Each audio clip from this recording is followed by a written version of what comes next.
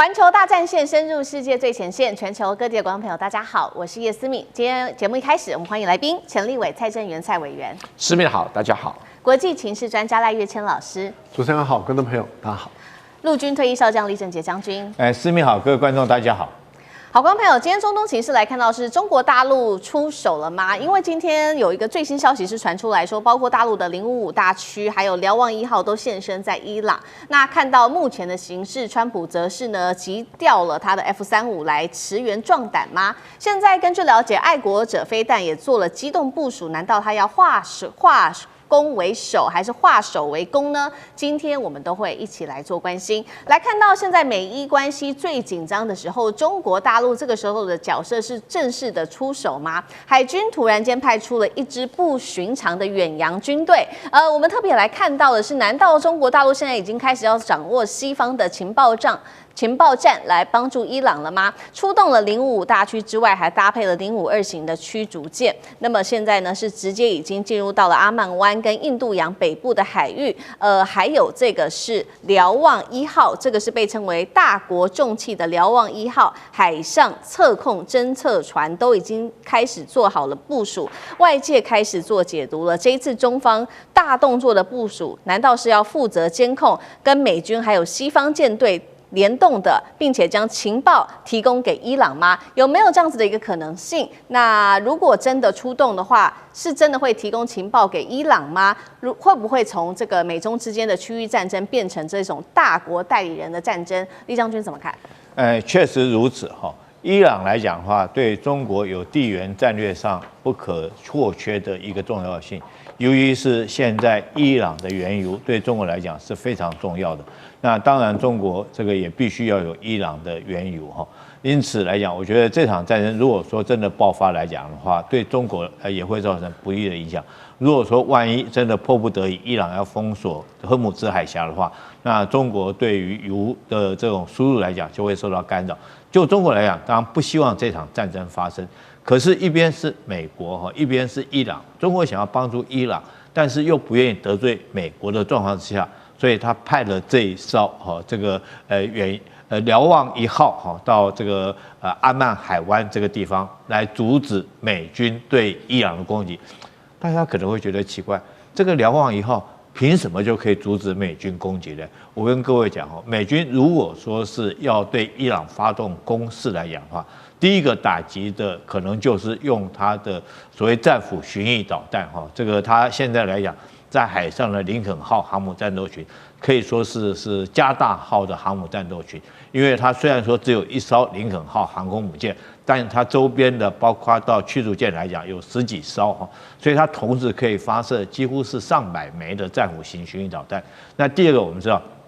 它可能采取的攻势，包括它可以利用它的 F-35战机或者是说在约旦部署的 F-15战机来对伊朗实施这个空对地的攻击。但是这些东西，不管你用战机，你用战斧型巡弋飞弹，你都有一个先决条件，就是你必须要用电子侦控。电子来监控那瞭望者1号刚好可以扮演这种角色。你如果战斧巡弋飞弹发射出来，那你的所有电子参数这个瞭望者1号都会收集到齐，就美军来讲就很严重的泄密。那当然你的战机不管是 F-35或者是这个F-15如果战机你起飞，就算你要发射导弹，你一定要用电子来控制嘛。在这种状况之下，你就会泄密。那瞭望者1号在这个地方对美军来讲的话，就会投鼠忌器、绑手绑脚，这是第一个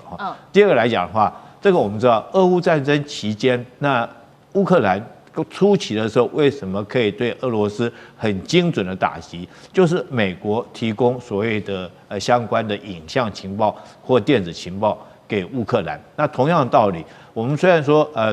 大陆来讲，虽然说不用真枪实弹来协助伊朗，可是光用这种无形的战力它可以提供相关的电子情报给伊朗。譬如说是它可以先期侦测到这个美军起飞的 F-35战机，将这个情资提供给伊朗。伊朗虽然说没有能力这个用战机来做拦截，但是它最起码它可以这个事先提早防范所以对伊朗来讲的话也是不无注意。那另外来讲，为什么要有055？我觉得055在这边所扮演的角色，他倒不见得是要帮伊朗打仗哈，他可能是在护卫这个瞭望者1号，因为这艘瞭望者1号它是一艘无武装的这种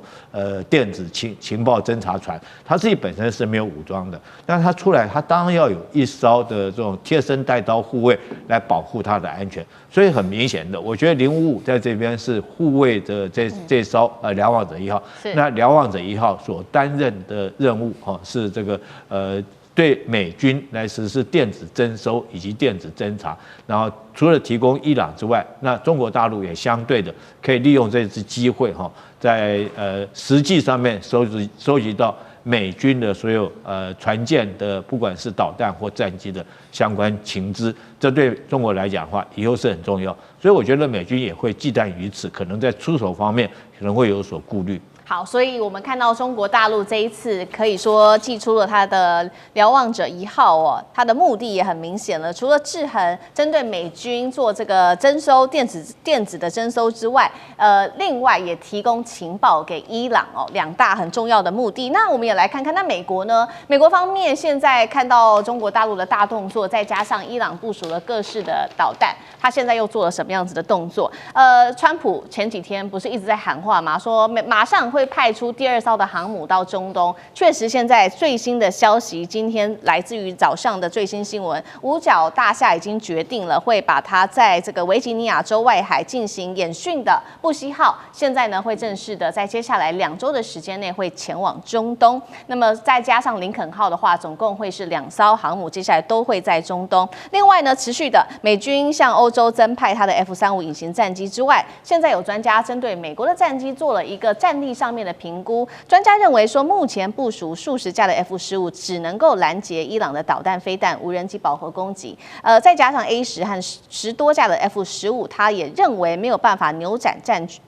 战局，真的是这样子吗？另外再来就是在军事基地，美军这边也有一个大动作的部署了，在他的卡达的乌代德空军基地被卫星拍到，爱国者飞弹哦，现在已经从固定阵地转移到机动的发射车了，难道这个战事是一触即发吗？以色列方面政治上面也开始做了施压，纳坦雅胡在11号抵达白宫，本来要说服川普总统，希望他能够去说服伊朗去削弱他的飞弹的，但是呢，现在看起来这个伊朗在会后没有承诺纳坦雅胡，并且他只说了会持续的跟伊朗方面来做对话。一边是美国派 F-35航母，还有他的爱国者飞弹，那另外一边有中国大陆的055大区跟侦察船。到底美国现在他的想法是什么？他的动作是什么？有没有可能演变成美中对抗的这一场代理人战争？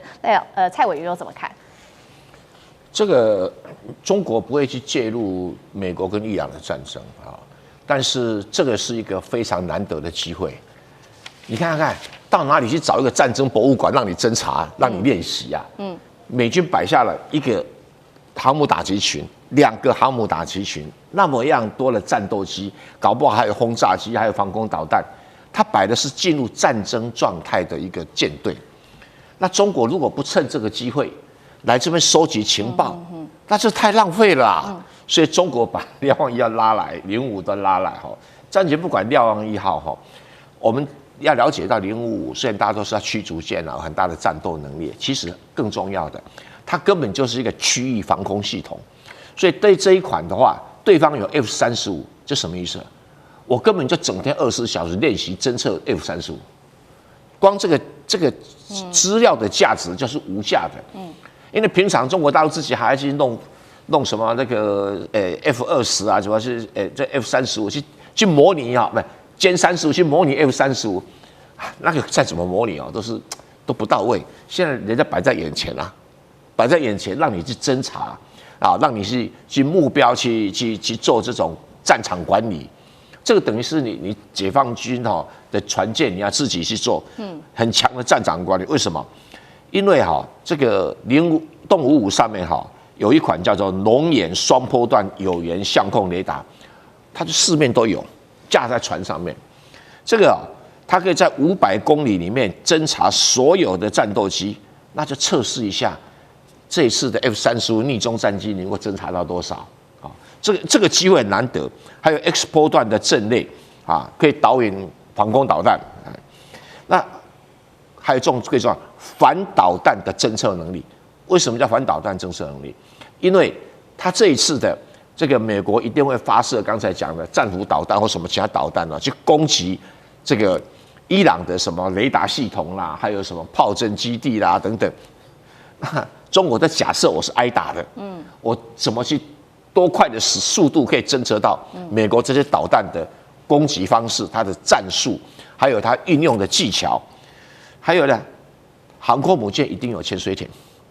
这个时候动物也可以侦测水下的目标。你平常到哪里找啊？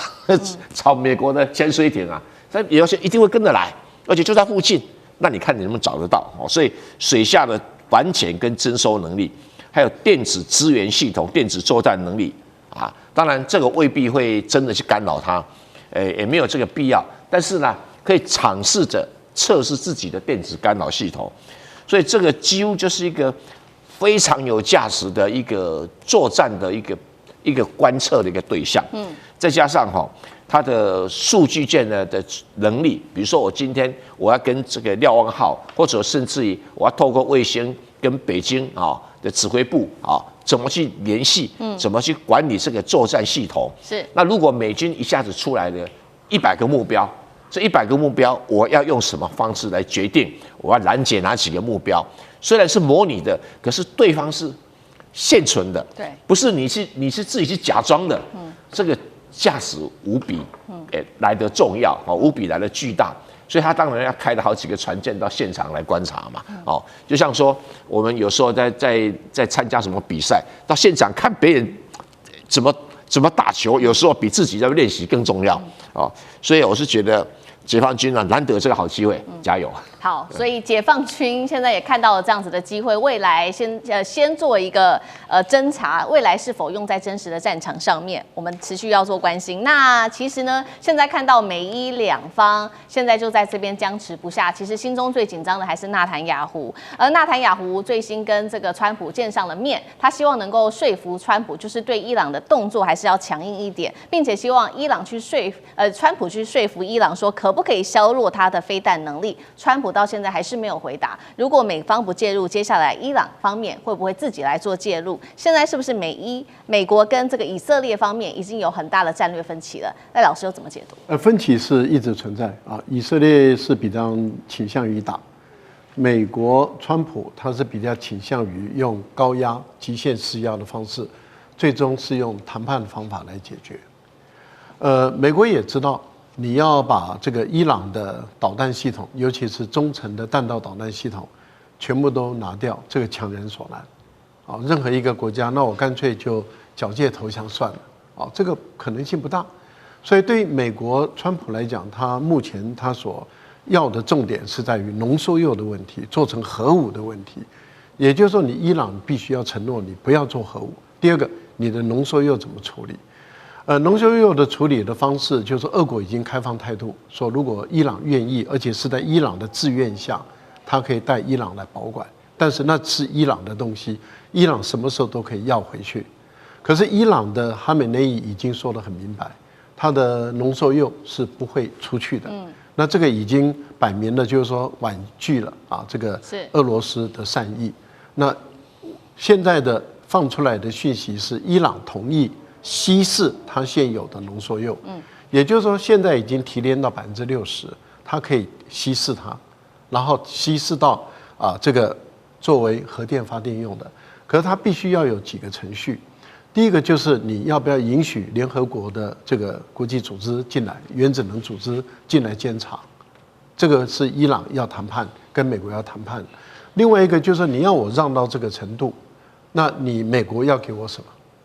所以对美国来说的话，那对伊朗来说，你美国要把对我的制裁要解除，而不能够加强制裁。所以从这个角度来看，我们看到美国跟以色列已经有矛盾了，因为以色列是主打，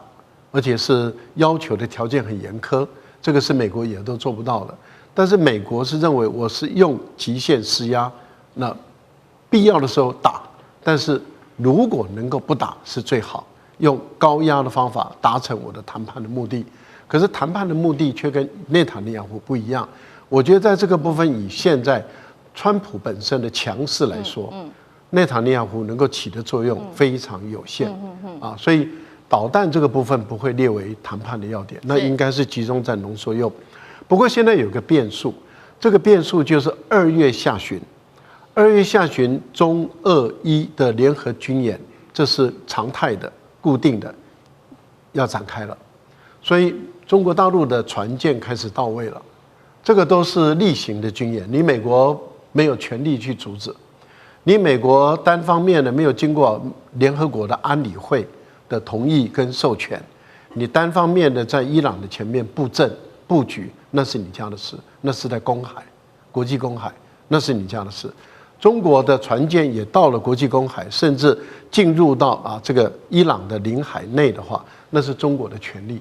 那俄罗斯的船舰也会到，因为他们2月下旬的时候，中俄伊开始联合军演，在这个海域，从阿拉伯海一直到印度洋这个海域举行联合军演的时候，就会牵制住美国的航母跟战斗群在这个地方的一个军事活动，因为有干扰了，有中国的船舰，有俄国的船舰，那对于对美国来说，他就绑手绑脚，所以我个人推断2月份打的可能性已经下降了。是。那等到军演结束以后，打的可能性才又会上升。好，谢谢赖老师。那我们休息一下，马上回来。地缘政治、内中之争、战略价值、强权崛起、小国生存。现在与未来洞悉事件走向，掌握世界脉动，全球观点尽在环球大